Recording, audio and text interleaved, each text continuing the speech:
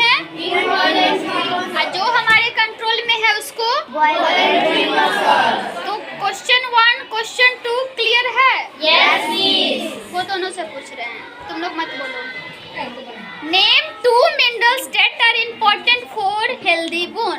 यानी कि पूछ रहा है कि 2 ऐसे मिनरल्स का नाम बताइए जो बोन्स को हेल्दी रखता है। Calcium and phosphorus.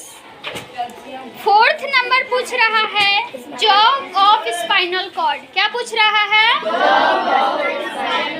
तो स्पाइनल कॉर्ड पढ़े थे ना? Yes. Bunch of spinal cord क्या था? बंच ऑफ नर्व्स को क्या बोले थे? Spinal cord. जो मिनी ब्रेन था क्या था? Mini brain. यानी कि हमारे बॉडी में जो भी रिफ्लेक्स एक्शन है, कौन सा एक्शन? रिफ्लेक्स। जो जल्दी वाला काम है, तुरंत होने वाला, वो कौन करके देता है? कौन करके देता है? Spinal cord. इसको ब्रेन का असिस्टेंट बोलते हैं। स्पाइनल कॉर्ड का 2 और नाम है, क्या क्या है? एक मिनी ब्रेन और एक assistant of brain. And last question पूछ रहा है बोन मैरो किस पार्ट में होगा? तो बोन जो लॉन्ग बोन होता है उसमें एक खाली जगह होता है जिसको क्या बोलते हैं? Hollow space. उसके अंदर में क्या होता है? एक सॉफ्ट टिश्यू प्रेजेंट होता है। उस टिश्यू को क्या कहते हैं? बोन मैरो कहते हैं ना। स्पॉन्जी होता है, सॉफ्ट होता है। और बोन मैरो का काम सेल बनाना है ना। जितना भी ब्लड सेल है वो कौन बनाता है? लेकिन यहाँ पे सिर्फ पूछा है कि जो हॉलो बोन होते हैं, सॉरी बोन मैरो होते हैं, वो कहाँ पे प्रेजेंट होते हैं? तो बोन के हॉलो स्पेस में। कहाँ पर? और ये भी क्वेश्चन पूछ लिया है कि बोन मैरो का काम क्या है? The main function of bone marrow is to make blood. Clear है ना? Yes miss. फिर पूछा है मसल्स जो है वो कैसे काम करता है। ये भी याद करवाए थे ना कि मसल्स हमेशा पेयर में वर्क करता है। एक मसल्स कॉन्ट्रैक्ट करेगा तो दूसरा मसल्स क्या करेगा? रिलैक्स। और दूसरा रिलैक्स करेगा तो पहला कॉन्ट्रैक्ट। जैसे कि हमारे बाजू का 2 मसल्स, एक बाइसेप्स दूसरा Triceps. जब बाइसेप्स कॉन्ट्रैक्ट कर रहा था तो ट्राइसेप्स क्या कर रहा था? Relax. और जब ट्राइसेप्स कॉन्ट्रैक्ट कर रहा था तो biceps. Relax. Ball and socket joint पूछ रहा है, ठीक है ना? और 2 एग्जाम्पल के साथ। तो जो भी हमारे शोल्डर बोन होते हैं और थाई बोन, वो किससे ज्वाइंट होते हैं? ऐसा ज्वाइंट जो हर डायरेक्शन में क्या करे? मूव करे। 360 मूवमेंट होता है ना इसका। यस। और गुड पोस्चर से क्या समझते हो? ये तो मेन पॉइंट में ही लिखा होगा ना। दूसरा क्वेश्चन में आ जाए। Yes miss. This is a question कहाँ बचा? तो theory में। एक तो पूछ रहा है what is balance diet. Clear है ना? Yes miss. बैलेंस डाइट का डेफिनेशन याद किए हैं।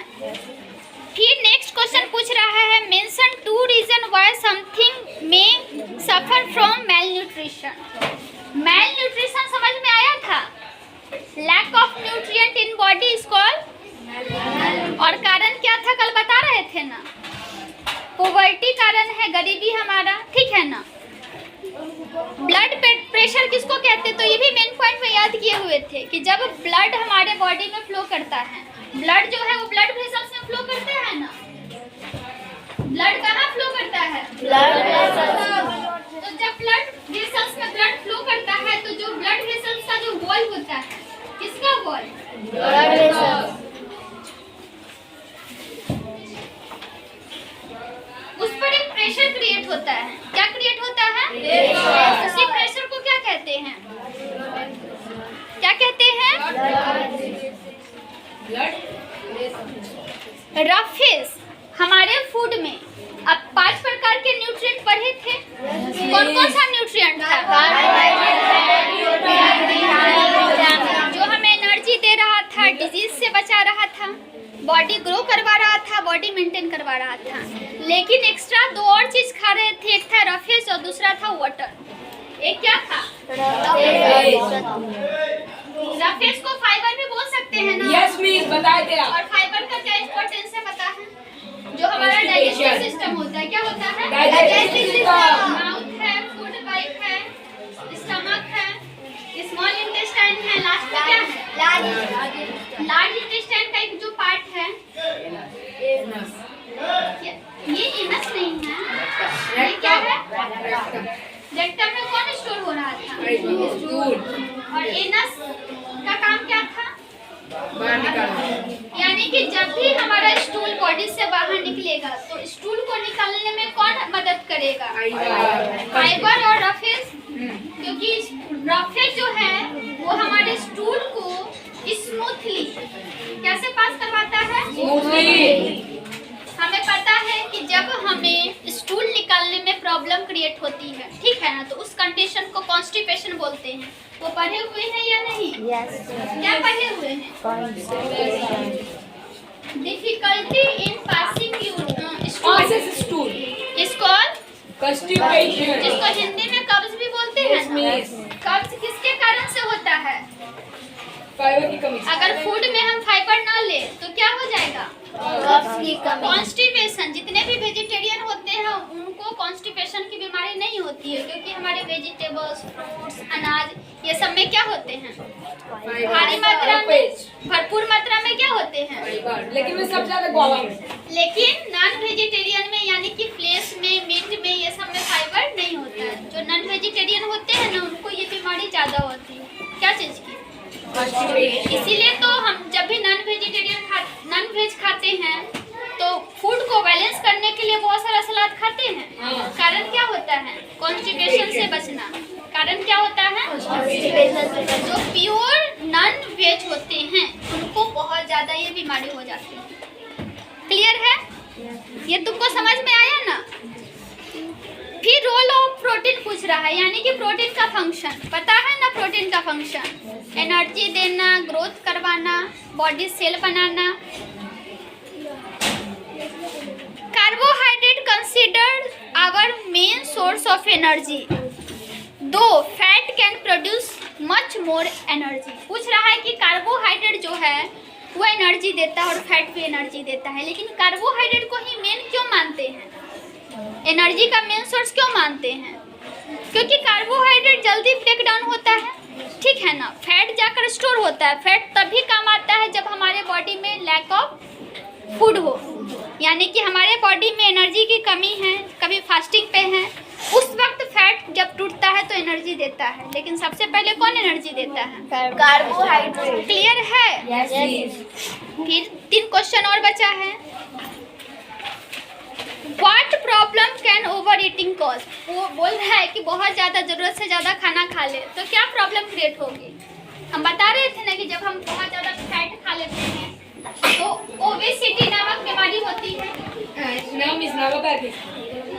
ठीक है, तो ये क्लास तुमको 3 में भी पढ़ना था। ओबेसिटी का मतलब होता है, इसको हिंदी में कहते हैं मोटापा। क्या कहते हैं? मोटापा.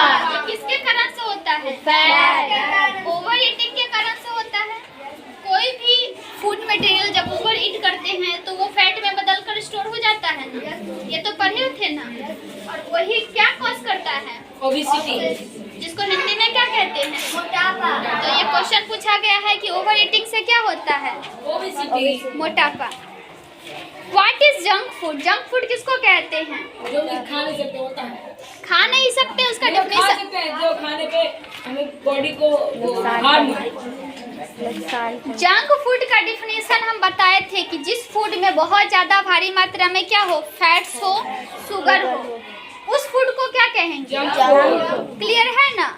जिसमें प्रोटीन, विटामिन्स, मिनरल्स और फाइबर ना हो उस फूड को कहते हैं junk food. Protein, vitamin, minerals, fibre ना हो तो क्या हो उसमें? शुगर और फैट। क्लियर है? जंक फूड का डिफिनेशन याद कर लेना पहले। एंड लास्ट क्वेश्चन क्या पूछ रहा है? What is good about having fermented food? Fermented food